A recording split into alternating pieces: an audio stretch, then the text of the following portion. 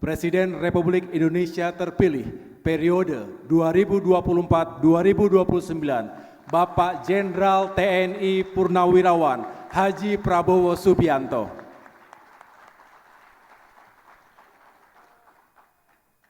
Intermezzo sedikit, Pak Prabowo ini call sign-nya 08. Sejak sekian puluh tahun yang lalu, saat beliau berdinas di Kopassus. Ternyata, seperti halnya sebuah nama, call sign itu juga menjadi doa.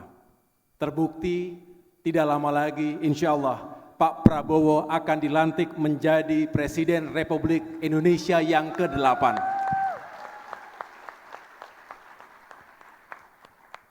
Para senior, para pemimpin, para pengurus DPP, anggota fraksi Partai Demokrat DPR RI, dan seluruh kader Partai Demokrat yang saya cintai dan saya banggakan.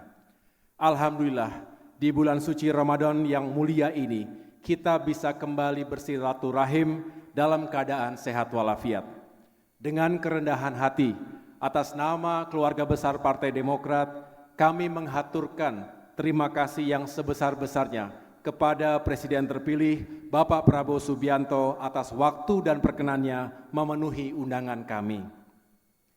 Terima kasih juga kepada Bapak SBY, super mentor kita, panutan kita, atas restu dan arahannya sehingga acara ini bisa terlaksana dengan baik. Pasca penetapan Bapak Prabowo sebagai Presiden terpilih tahun 2024-2029, oleh KPU pada tanggal 20 Maret minggu lalu, banyak kader Demokrat yang ingin sekali bertemu Bapak untuk mengucapkan selamat secara langsung. Ada haru dan bangga yang luar biasa kami rasakan. Untuk itu saya matur kepada Bapak SBY, beliau tentu menyambut baik dan meminta saya untuk segera mengatur dan mengundang Bapak dalam acara ini.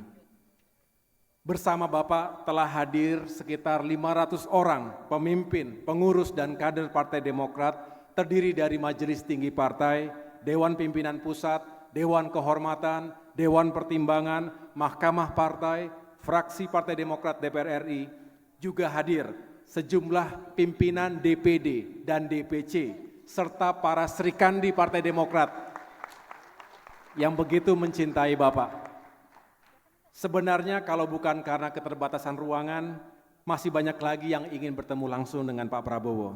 Tapi insya Allah, para kader yang hadir sore hari ini mewakili semua unsur yang ada di Partai Demokrat.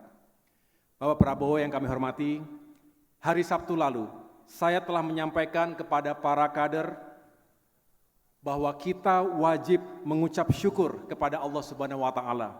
Meskipun jalan yang kita tempuh tidak mudah, terjal, dan sangat berliku, tetapi alhamdulillah jalan yang kita pilih ini tidak salah. Misi besar Partai Demokrat, yaitu kembali ke pemerintah nasional, telah tercapai seiring dengan kemenangan satu putaran pasangan Prabowo Gibran.